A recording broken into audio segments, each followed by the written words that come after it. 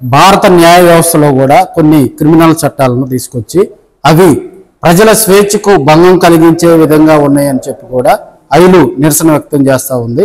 అసలు ఈ చట్టాల రూపకల్పన చేసింది ఎవరు? ఈ చట్టాల వెనక ఉన్న మర్మం ఏంటి? దీనివల్ల భారత పౌరులకు ఎలాంటి ఇబ్బంది జరుగుతుంది? జ్యుడిషియల్ వ్యవస్థ పోలీస్ చేతుల్లోకి వెళ్ళటం అంటే మామూలు విషయం కాదు. వీటన్నిటి గురించి కూడా మనకి ఐలు ప్రతినిధులు ఉన్నారు. వారిని అడిగి మరింత క్లుప్తంగా ఈ చట్టాల గురించి మనం తెలుసుకునే ప్రయత్నం చేద్దాం. సార్, భారత ప్రభుత్వం తీసుకొచ్చినటువంటి 3 క్రిమినల్ చట్టాల్లో కూడా ప్రజల్లో అయితే భిన్నాభిప్రాయాలు ఉన్నాయి, స్పష్టమైన అభిప్రాయం లేదు. దీని మీద మీరు ఏమంటారు? అసలు ఈ 3 చట్టాలు ఏంది మనకు క్లుప్తంగా చెప్పండి. ఇండియన్ పీనల్ కోడ్ 1860లో నుంచి ఉంది. అప్పుడు బ్రిటిష్ ప్రభుత్వం వాళ్ళకి అనుకూలంగా పరిపాలన కోసం వాళ్ళు అనుకూలంగా చేసుకున్నారు. అది వేరే విషయం. అయితే స్వాతంత్రం వచ్చిన తర్వాత భారత ప్రభుత్వం ప్రజలకు ఏ మేరకు స్వేచ్ఛ అవసరమో, ప్రజలకు స్వేచ్ఛకి ఆ రాజ్యాంగానికి అనుకూలంగా ఏ మేరకు అవసరమో ఆ మేరకు టైం టు టైం అమెండ్మెంట్ చేసుకుంటూ వచ్చారు. ఇప్పుడు ప్రజలకి దానివల్ల పెద్దగా ఇబ్బందులు ఏం లేవు. అట్లాగే సిఆర్పిసి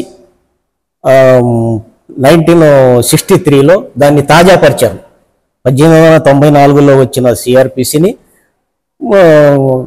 తాజాపరుచుకొని భారత ప్రజలకు ఏ మేరకు అవసరమో ఆ మేరకు టైం టు టైం అమెండ్మెంట్ చేసుకుంటూ వస్తున్నారు. దాని మీద సుప్రీంకోర్టు కూడా చాలా జడ్జిమెంట్లు ప్రజల స్వేచ్ఛకు అవసరమైన మేరకు జడ్జిమెంట్లు ఇచ్చి ఉన్నారు.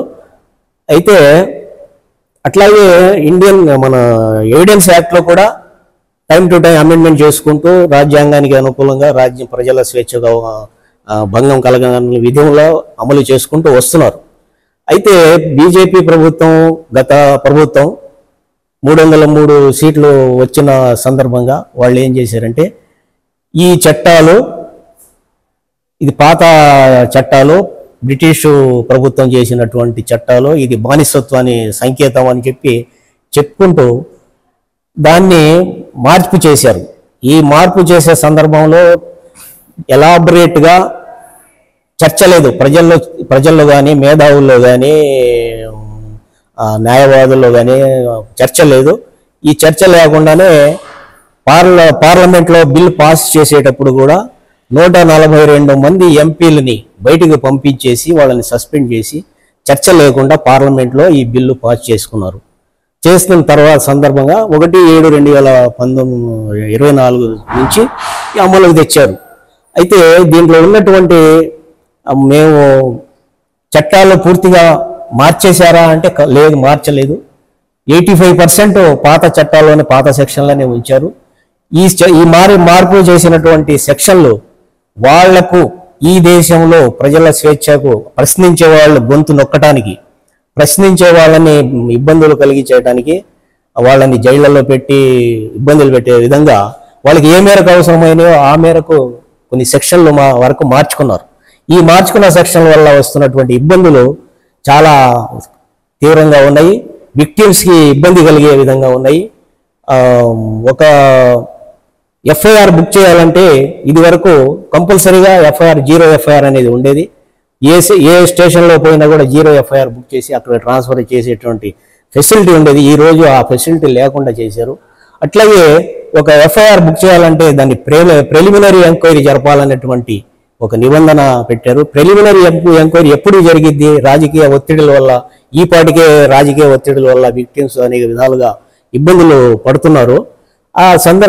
అయినా ఇప్పటికే చాలా పోలీస్ స్టేషన్లో కొన్ని చోట్ల జరగనారి సంఘటనలు జరుగుతున్న సందర్భంలో ఈ ఎఫ్ఐఆర్ బుక్ చేసేదానికి ప్రిలిమినరీ ఎంక్వైరీ జరపాలా, హయ్యర్ అథారిటీ యొక్క పర్మిషన్ కావాలా అన్నప్పుడు ఇప్పుడు ఎప్పుడు బుక్ చేస్తారు ఎఫ్ఐఆర్? విక్టిమ్కి ఎప్పుడు న్యాయం జరిగిద్ది?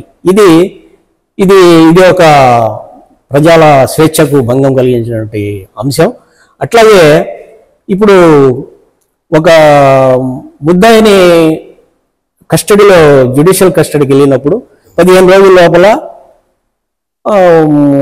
పోలీస్ కస్టడీకి అవసరమైతే 15 రోజుల లోపలే అప్లై చేసుకోవాలి. అలా సందర్భం ఇప్పుడు 90 రోజులకి పెంచారు. ఇప్పుడు 15 రోజులకే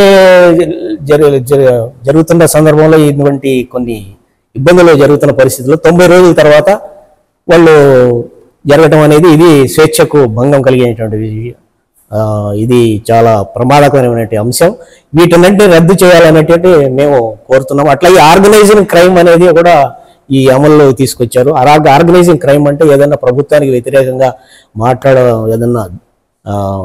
ఏదన్నా నిరసన తెలిపే సందర్భంలో వాళ్ళని కూడా క్రిమినల్స్గా చిత్రీకరించే అవకాశాలు ఉన్నాయి. అట్లాగే హ్యాండ్ కప్స్ సంబంధించి పోలీసులు బేడీలకు వేసే సందర్భంలో కోర్టు ప్రెమిసెస్లో బేడీలు వేయకూడదు అనేది సుప్రీంకోర్టు తీర్పులు కూడా ఉన్నాయి. అలాంటిది కాకుండా ఇప్పుడు హ్యాండ్ కప్స్ అనేది వేయవచ్చు అనేటువంటి ఒక నిబంధన తీసుకురావడం అనేది ఇది ప్రజలకు చాలా ప్రమాదకరమైనటువంటి అంశం. కాబట్టి వీటన్నిటికీ రద్దు చేయాలని చెప్పి ఈరోజు 8/8 అంటే 1944లో రెండవ ప్రపంచ యుద్ధం జరుగుతున్నటువంటి సందర్భంలో మహాత్మా గాంధీ గారు ఒక స్ట్రగుల్, క్విట్ ఇండియా అనేటువంటి ఒక స్ట్రగుల్ మొదలుపెట్టారు. అదేవిధంగా ఈరోజు భారత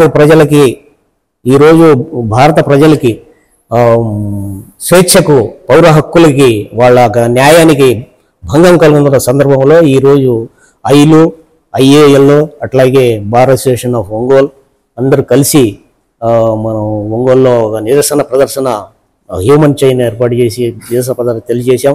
ఇదే విధంగా రాష్ట్ర వ్యాప్తంగా కూడా అన్ని బార్ అసోసియేషన్లో జరిపారు. ఈ ప్రభుత్వం కనుక ఆలోచించి ప్రభుత్వం ఈ చట్టాలని రద్దు చేయకపోతే భవిష్యత్తులో ఇంకా మరిన్ని పోరాటాలు చేయాల్సిన సందర్భం ఉంది. ప్రజల్ని ఎడ్యుకేట్ చేయాల్సిన అవసరం ఉంది. ప్రజలు కూడా తెలుసుకోవాల్సినటువంటి అవసరం ఉంది. ప్రజలు కూడా నిరసన చేయాల్సిన అవసరం ఉంది. సామాన్య ప్రజలు, మేధావులు, న్యాయవాదులు అందరూ కూడా వీటి మీద మూకుమ్మడిగా దీన్ని వ్యతిరేకించాల్సిన అవసరం ఉంది.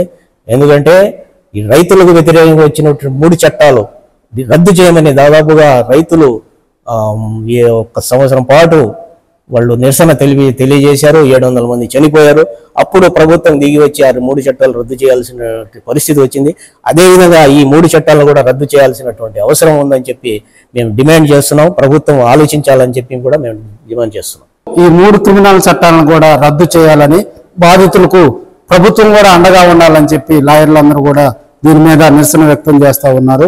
ప్రభుత్వం జోక్యం చేసుకొని కూడా గతంలో రైతులకు హాని కలిగించే 3 చట్టాలను ఎలా రద్దు చేశారో ఈ 3 క్రిమినల్ చట్టాలను కూడా రద్దు చేసి బాధితులకు అండగా ఉండాలని లాయర్లందరూ కూడా, న్యాయవాదులందరూ కూడా కోరుకుంటున్నారు. ఆ వైపుగా భారత ప్రభుత్వం చర్యలు తీసుకోవాలని కోరుకుంటూ కెమెరామెన్ ప్రశాంత్ రత్నం, P5 మీడియా, ఒంగోలు.